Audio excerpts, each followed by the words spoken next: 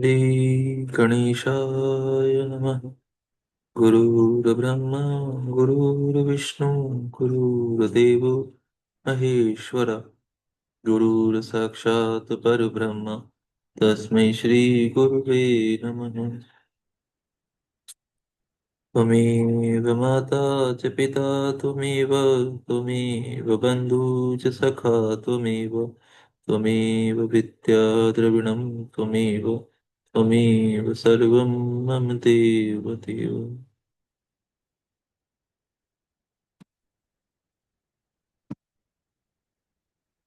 यहाँ से 10वां अध्याय प्रारंभ होता है। इस अध्याय में ब्रह्मांड की स्थिति, स्वरूप आदि का वर्णन किया गया है।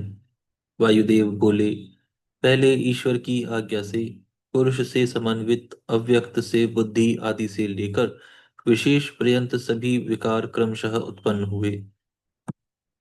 इसके बाद उन्हीं विकारों से रुद्र, विष्णु एवं पितामह, ये तीन जगत कारणभूत देवता उत्पन्न हुए। तत्पश्चात उन्होंने ब्रह्मा आदि को इस संसार में सभी जगह व्याप्त रहने वाली अप्रतिहत शक्ति, अप्रतम अप्रति अप्रतिम अज्ञान, अणिम आदि ऐश्वर्य और सृष्टि, स्थिति तथा लय, इन तीन कार्यों का सामर्थ्य प्रदान किया। इस प्रकार उन ब्रह्मादि देवों को प्रभुत्व से अनुग्रहित करते हुए उन पर महेश्वर प्रसन्न हुए। उन्होंने कल्पांतर में स्पर्धा रहित तथा निर्भ्रांत बुद्धि वाले इन देवगणों को सृष्टि, स्थिति एवं प्रलय का कार्य क्रम से सौंपा। ये देवगण परस्पर उत्पन्न होकर आपस में एक दूसरे को धारण करते हैं और परस्पर एक दूसरे का अनुवर्तन करते हुए वृद्धि को प्राप्त करते हैं।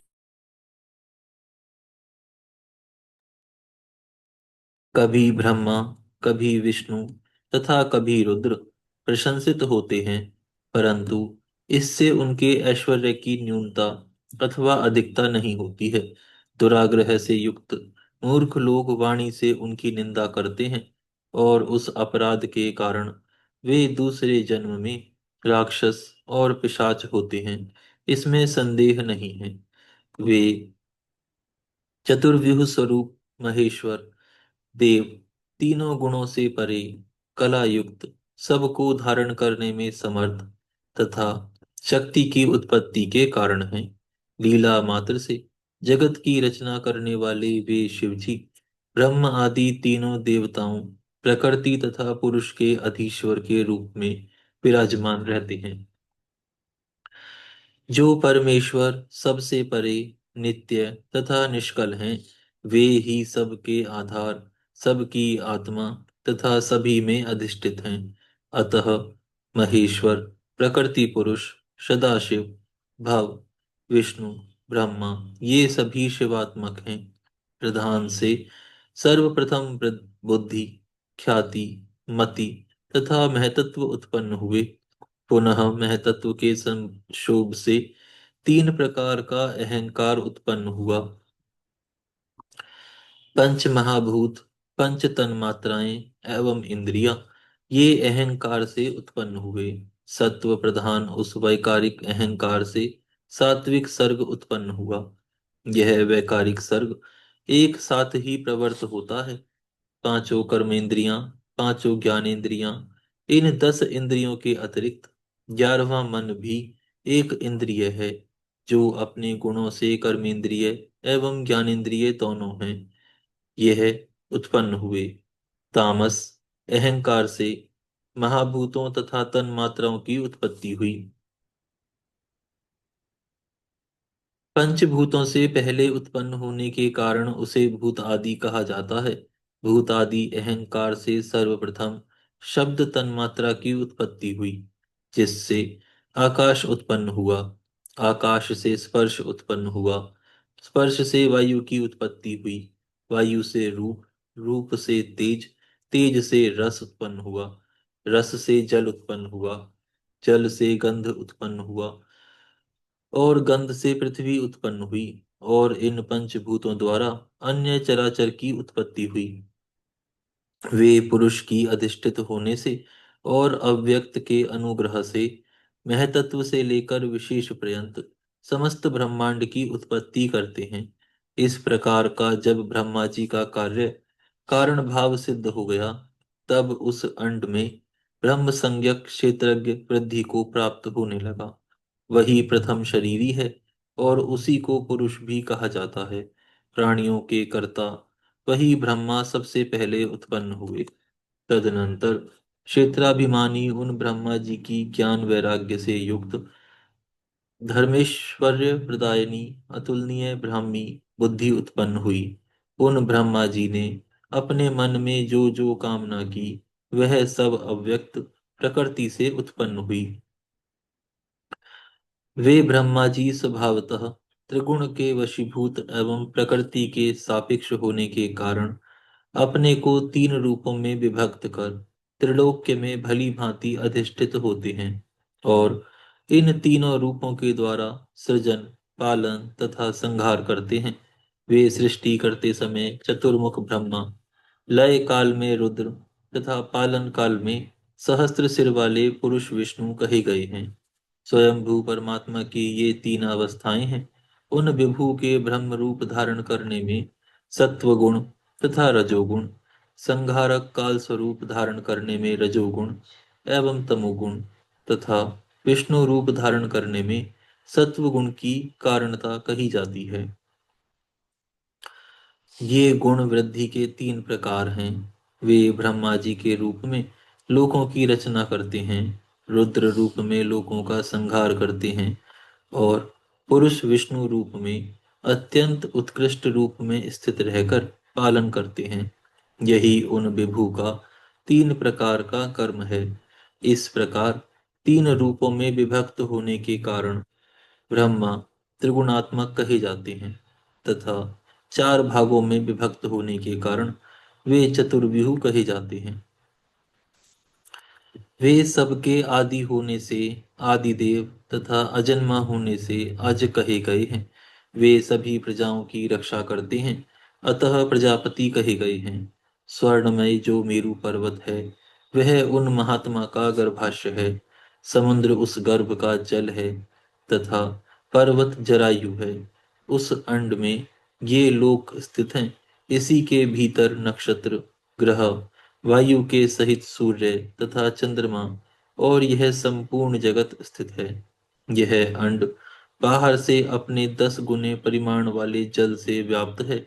जल बाहर से अपने से 10 गुने परिमाण वाले तेज से व्याप्त है, और तेज भी बाहर से अपने से 10 गुने परिमाण वाले वायु से व्याप्त है।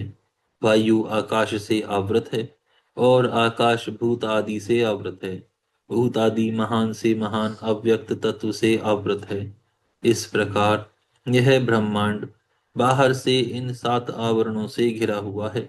ये 8 प्रकृतियां एक दूसरे को आवृत कर स्थित हैं। हे ब्राह्मणों, ये सृष्टि पालन तथा संहार का कार्य करती रहती है। इस प्रकार ये एक दूसरे से उत्पन्न होकर एक दूसरे को धारण करती है। इनका परस्पर आधार आधेय भाव से विकारियों में विकार होता है। जिस प्रकार कछुआ पहले अपने अंगों को फैलाकर पुनः समेट लेता है, उसी प्रकार अव्यक्त भी विकारों की सृष्टि कर उन्हें पुनः समेट लेता है। यह संसार अनुलोम क्रम से अव्यक्त से उत्पन्न होता है, और प्रलय काल उपस्थित होने पर प्रतिलोम क्रम से विलय को प्राप्त होता है। काल के प्रभाव से ही गुण सम और विषम होते हैं। गुणों में साम्य की स्थिति में लय समझना चाहिए, और वैषम्य की स्थिति में सृष्टि कही जाती है। यह घनीभूत महान अंड ब्रह्मा जी की उत्पत्ति में कारण है। यह ब्रह्मदेव का क्षेत्र कहा जाता है, और ब्रह्मा क्षेत्रज्ञ कहे गए हैं। इस प्रकार के हजारों ब्रह्मांड समूहों को जानना चाहिए। प्रधान के सर्वत्र व्याप्त होने से ये ऊपर नीचे तथा तिरछे विद्यमान हैं। उन सभी स्थानों में चतुर्मुख ब्रह्मा जी, विष्णु जी और रुद्रदेव स्थित हैं। जो शिव जी का सानिध्य प्राप्त करके प्रधान के द्वारा सृजित किए गए हैं। महेश्वर अव्यक्त से परे हैं। यह अंड अव्यक्त से उत्पन्न हुआ है। अंड से विभु ब्रह्मा उत्पन्न हुए हैं और उन्होंने ही इन लोकों की रचना की है। मैंने प्रथम प्रवृत्त हुई अबुद्धि पूर्वा प्रधान सृष्टि का वर्णन किया, जिसका अंत काल में आत्यंतिक लय हो जाता है। यह चेष्टा ईश्वर की लीला मात्र है। वह जो ब्रह्मा जगत का प्रधान कारण,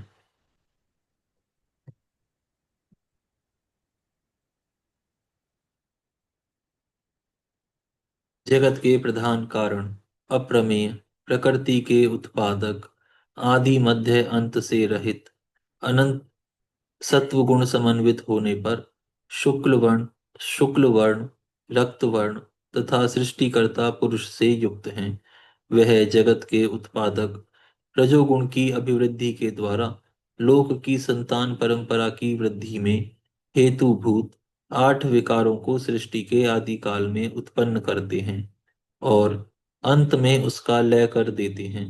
प्रकृति द्वारा स्थापित किए गए कारणों की जो स्थिति एवं पुनः प्रवृत्ति है, वह सब अप्रकृत ऐश्वर्य वाले महेश्वर के संकल्प मात्र से संभव होती है। यहाँ पर यह अध्याय पूर्ण होता है। यहाँ से 11वां अध्याय प्रारंभ करते हैं। इस अध्याय में अवांतर सर्ग और प्रतिसर्ग का वर्णन किया गया है। मुनि बोले, हे देव, अब सभी मनवंतरों, समस्त कल्प भेदों और उनमें होने वाले अवांतर सर्ग तथा प्रतिसर्ग का वर्णन हम लोगों से कीजिए। वायुदेव बोले, हे मुनियों, मैंने काल गणना के प्रसंग में कहा है कि ब्रह्मा जी की आयु परार्ध पर्यंत है। जब परार्ध काल पूर्ण हो जाता है तो सृष्टि विनष्ट हो जाती है। सबसे पहले उत्पन्न होने वाले उन ब्रह्मा जी के एक एक दिन में 14-14 मनुओं का काल व्यतीत होता है। अनादि, अनंत तथा अज्ञेय होने से सभी मनवंतर और कल्पों का वर्णन अलग अलग नहीं किया जा सकता है। आप लोग मेरी बात सुनिए। उन सभी का वर्णन किए जाने पर भी उस वर्णन का कोई फल नहीं है। इसीलिए मैं उन्हें पृथक रूप से नहीं कह रहा हूँ। इस समय कल्पों के क्रम में जो वर्तमान कल्प चल रहा है, उसी में संक्षिप्त रूप से सृष्टि और संहार होते हैं। हे द्विज श्रेष्ठों, यह जो वाराह नामक कल्प चल रहा है, इसमें भी 14 मनु हैं। स्वयंभू आदि जो पूर्ववर्ती 7 मनु हैं तथा सावर्णी आदि जो उत्तरवर्ती 7 मनु हैं, उनमें इस समय 7वें वैवस्वत मनु वर्तमान हैं। सभी मनवंतरों में सृष्टि और संहार का क्रम समान ही होता है। विद्वानों को ऐसा जानना चाहिए। इस कल्प के पहले जब प्रलय काल उपस्थित हुआ, तब बड़े जोर से आंधी चलने लगी। वृक्ष एवं वन उखड़कर नष्ट हो गए। अग्निदेव ने तीनों लोकों को तृण के समान जला डाला। वर्षा से पृथ्वी भर उठी। सभी समुद्र उद्वेलित हो उठे। महान जल राशि में सभी दिशाएं मग्न हो गईं। उस प्रलयकालीन जल में समुद्र अपनी चंचल तरंग रूपी भुजाओं को ऊपर उठा उठाकर भयानक नृत्य करने लगे। उस समय ब्रह्मा जी नारायण रूप होकर सुखपूर्वक जल में शयन कर रहे थे। उन नारायण के प्रति यह मंत्रात्मक श्लोक कहा गया है। हे मुनि श्रेष्ठों,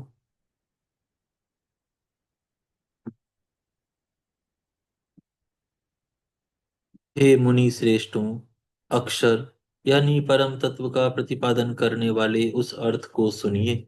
जल को नार कहा गया है क्योंकि उसकी उत्पत्ति भगवान नर से हुई है। वही जल पूर्व काल में उनके रहने का स्थान हुआ, इसीलिए उन्हें नारायण कहा गया है।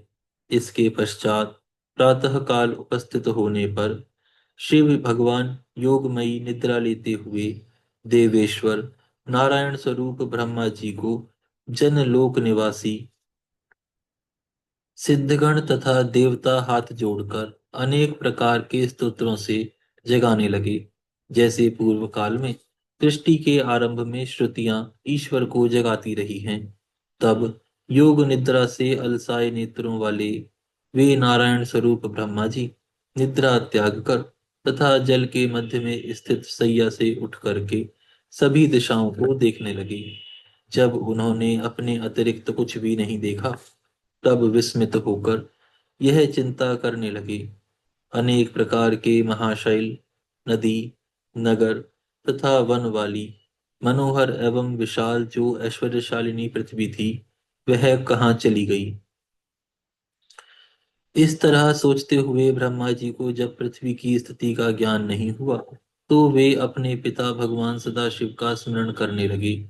तब अमित तेजस्वी देव सदाशिव का स्मरण करते ही धरणीपति ब्रह्मादेव ने जान लिया कि पृथ्वी जल में निमग्न है।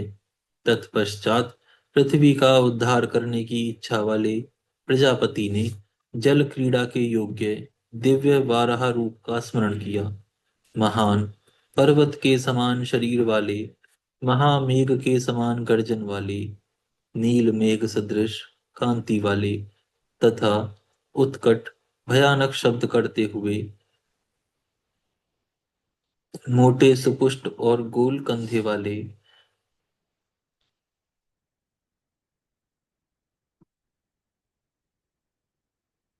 गोल एवं भयानक नेत्र वाले और दीर्घ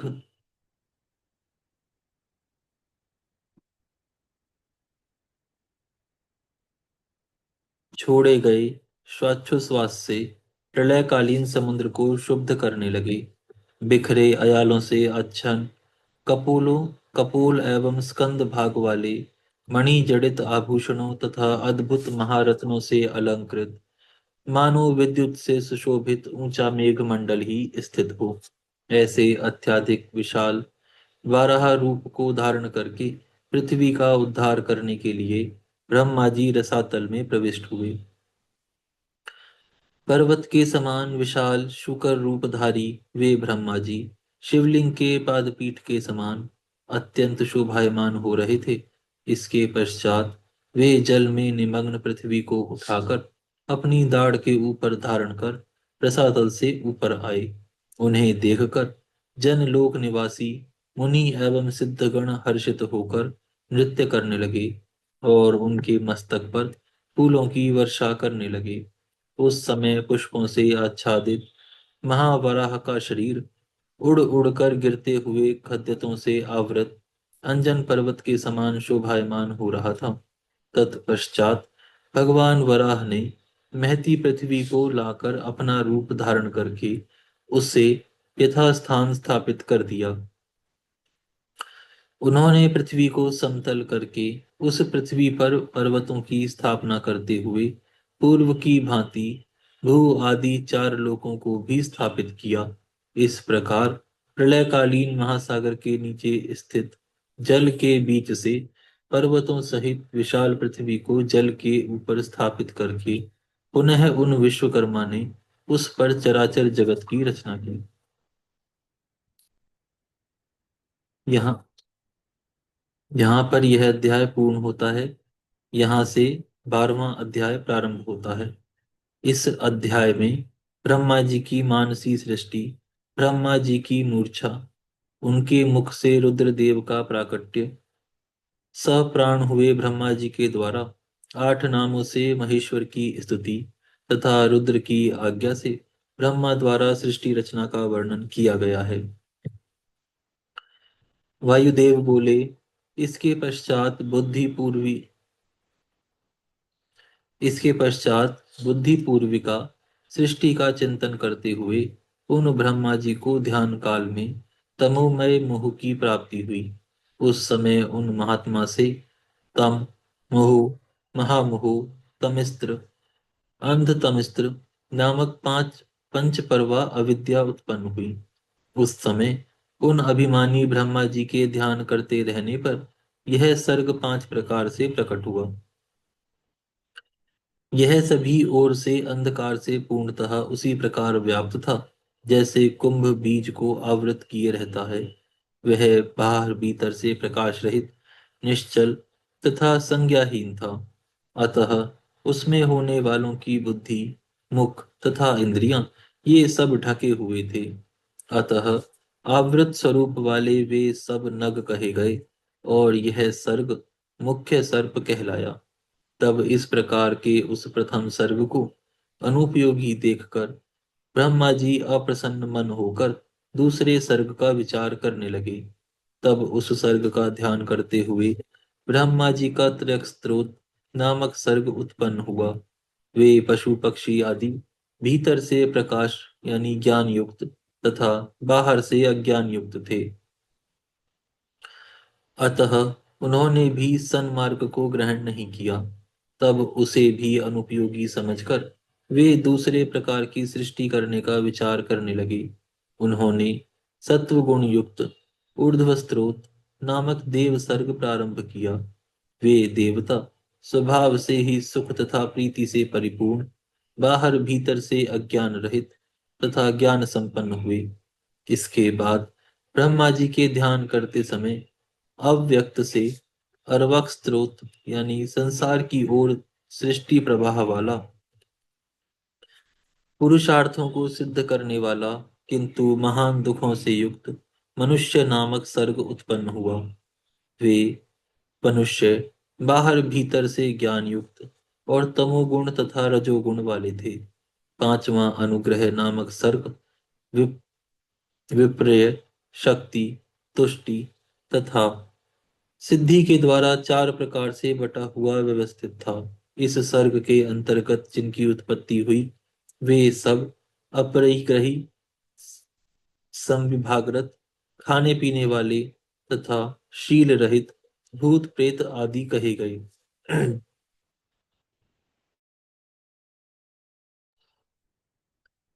परमेष्टि ब्रह्मा जी का पहला सर्ग महतत्व का है।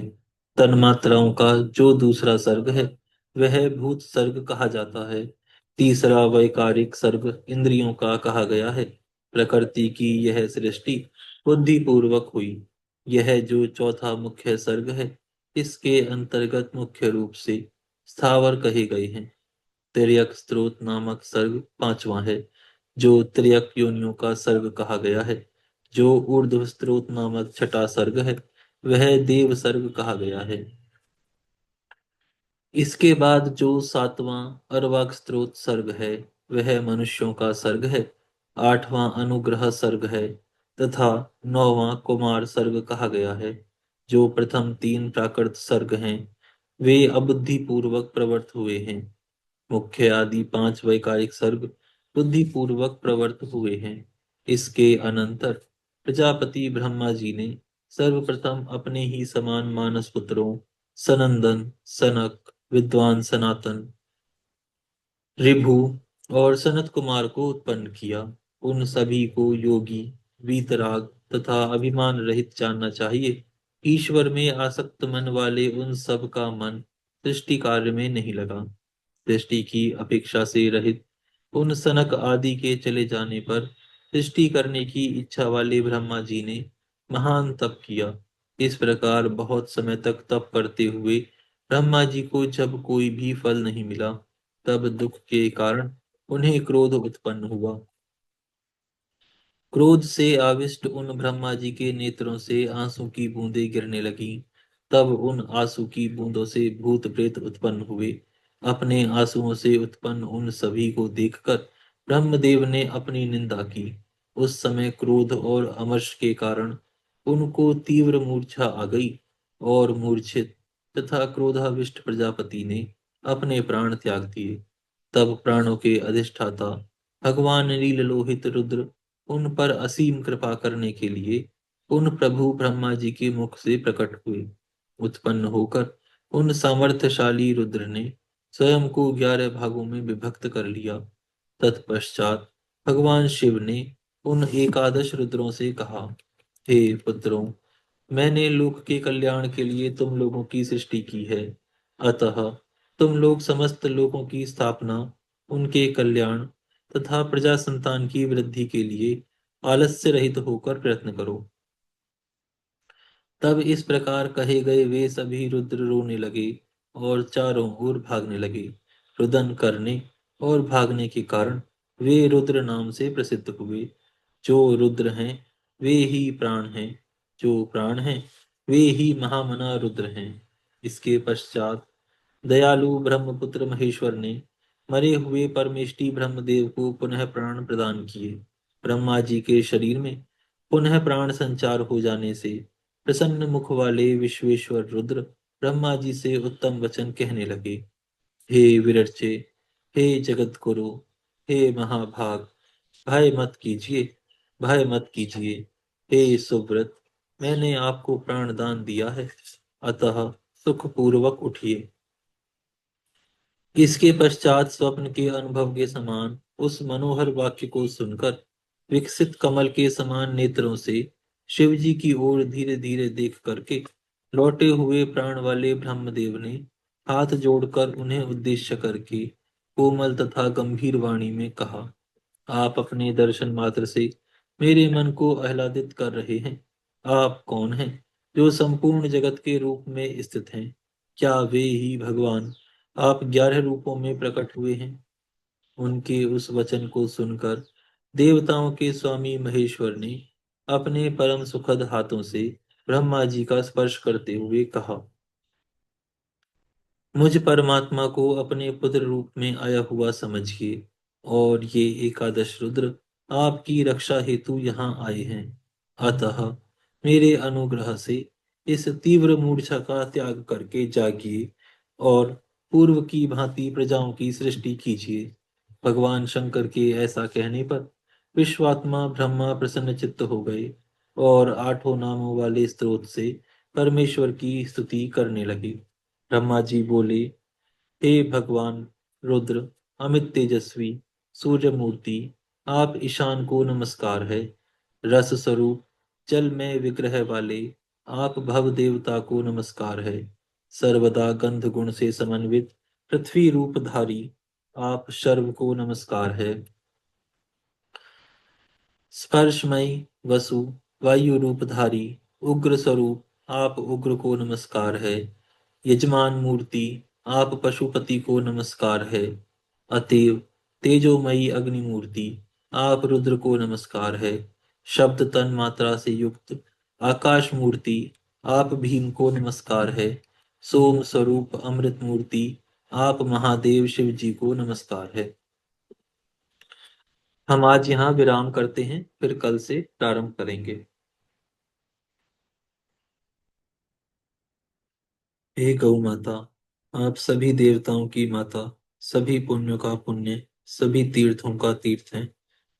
हम सभी आपको दंडवत प्रणाम करते हैं। आपकी कृपा सदैव हमारे ऊपर बनी रहे।